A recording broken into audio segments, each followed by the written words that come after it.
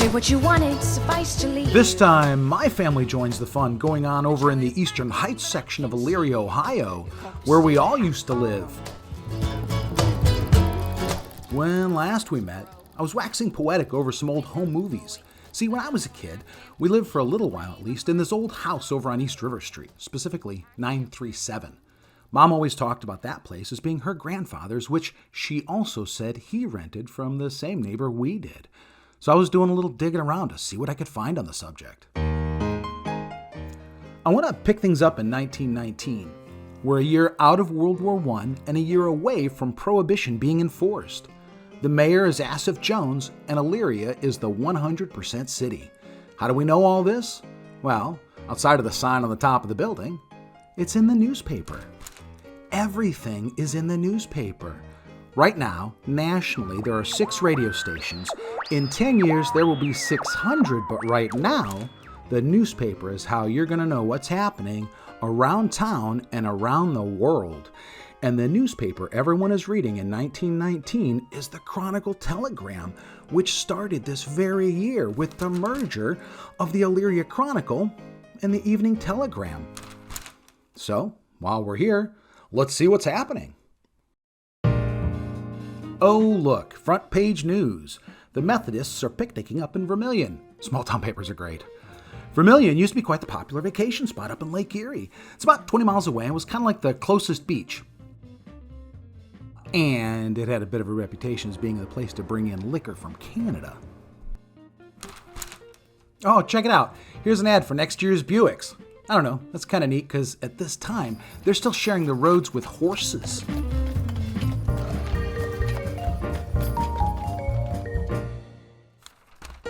In what I think of as related news, right here on the front page, the Eastern Heights Land Company is petitioning the city to permanently pave East River Street south of their offices.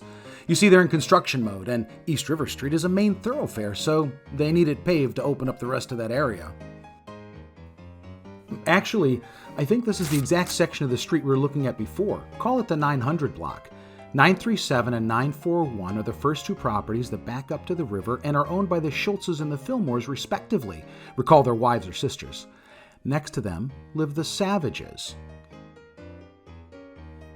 In another front page article about record construction in the past year, I found notice of a permit being taken out for a dwelling on East River Street. It's a family with German-Dutch roots who've been living in Cleveland until now and will become the next to break ground on our little corner of the world. Enter the first of my relatives, the Ursums. Here we're talking about Edward, his wife Florence, and their 4 kids Maria, Ralph, Eleanor, and Joe. The thing is, not too long after they move in, Edward passes away, naming his oldest Maria as the executor of the will. She ends up owning that house until she signs it over to her little brother Joe, but I'm kind of getting ahead of myself here. This also seems like a good time to introduce a final family into our conversation. This one, first-generation Americans born of Irish immigrants, also living in Eastern Heights, over back behind the hospital and pretty much walking distance from where we've been spending all of our time.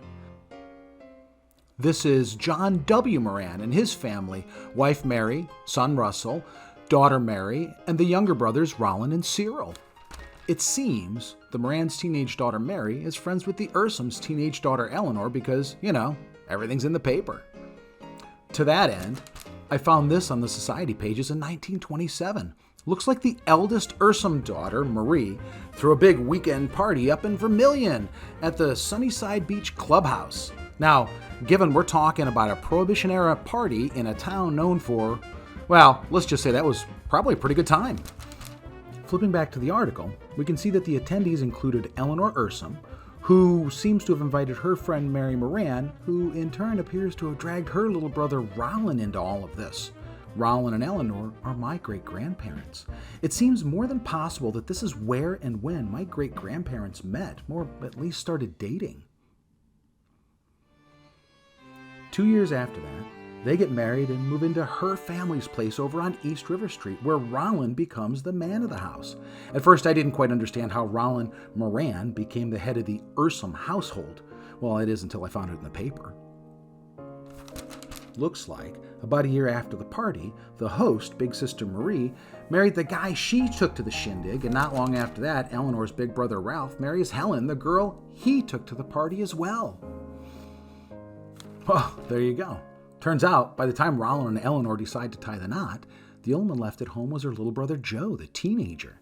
So, as of the 1930 census, Rollin is the head of household with his wife Eleanor, mother-in-law Florence, and his brother-in-law Joe. Note that R indicates that he's renting. That's because Big Sister Marie still owns that home. Almost a year passes before Rollin and Eleanor have their son Jack. That's my grandpa. And that's the house we've been talking about behind him. Here he is with his grandpa, John Moran, and here he is with his dad hanging out in the backyard. And that's how they lived for a few years. Rollin, little Jack, Eleanor, and Joe. Eventually, Joe meets Marion Kuchenreither, a nice girl whose family lives all of about 3 blocks away. And they, as couples are wont to do, fall in love and get married. That's Aunt Mary and Uncle Joe in the middle. Obviously, it's their wedding photo. And that's Joe's big brother Ralph Ursum there on the left. For the time being, the newlyweds rent a place over behind the high school and start their family. That's them with their oldest son, Edward, I assume named for Joe's father. Meanwhile, back on the block, I don't know if you noticed on those previous census pages, but the house originally built by the Fillmores, 941, has changed hands a few times. Well, it all comes back around again when the little Fillmore girl who grew up there, Olga, now Sass, buys it as her and her husband's forever home. Unfortunately, it isn't long before her uncle next door, Charles Schultz, passes, and only a couple years after that, her aunt. In the end, Olga was really their only family, so Louise just moved in with her, and when she died, all her stuff just kind of passed to the Sasses, including her house. You know, the one next door where we used to live. I'm guessing they already had this one worked out, because as soon as the Sasses took possession of the one house, Joe's big sister Marie transfers the Ursum house into his name, whereupon my great-grandpa Rollin and family proceed to rent the now vacant house 3 doors away, which is how they ended up living in the same house we did and renting it from the same neighbors we did too. Crazy. Rollin and Eleanor will have one more. That's my Aunt Barb. See the shingles on the house behind her? This is our old place. Jack, on the other hand, will spend a few years causing trouble over at Elyria High, and then going into the army, where he will serve his country as a medic stationed in Regensburg, Germany. Now, this is 1952, so we're talking about a post-World War II Germany. Wouldn't you just know, stationed halfway across the world, he meets a beautiful young lady at a dance and falls madly in love. Well, certainly that's the story he always told. That's my grandmother there, Alice Hoffman. We just called her Mimi. Doesn't matter that she's got a 4-year-old daughter, they'll make up a story to explain that. Nope, they're getting married and coming home to live with his parents. Well, at least until they can figure something out. Speaking of figuring things out, looks like they're not going to hide the child, they're celebrating her.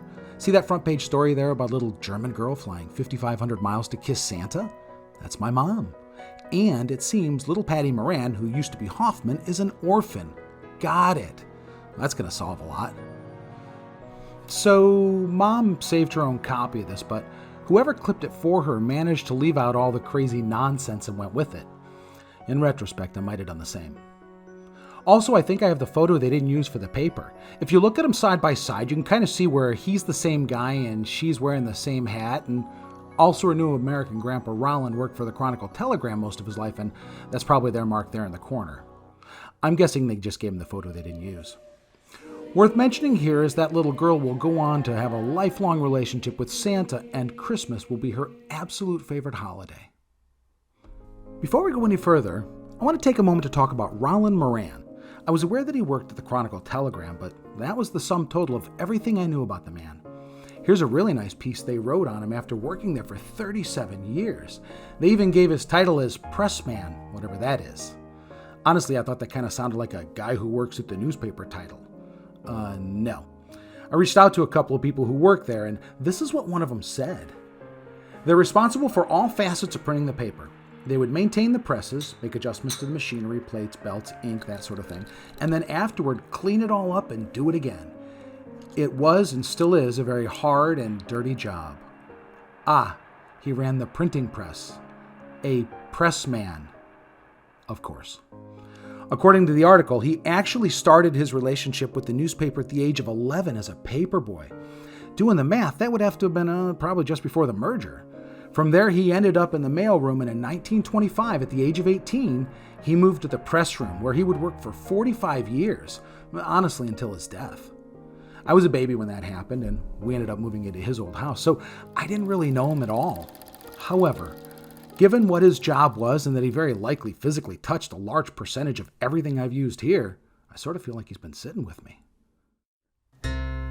I went back to the old neighborhood recently, and as you can see, the houses still look very much the same, but no one we knew has left. The Sasses have long since passed, as have Aunt Marion and Uncle Joe. We, of course, moved a very long time ago. That's not to say this isn't still a living, thriving neighborhood with corner stores and barber shops. No, life in this 120-year-old section of town just on the other side of the eastern branch of the Black River continues. It's just where we used to live.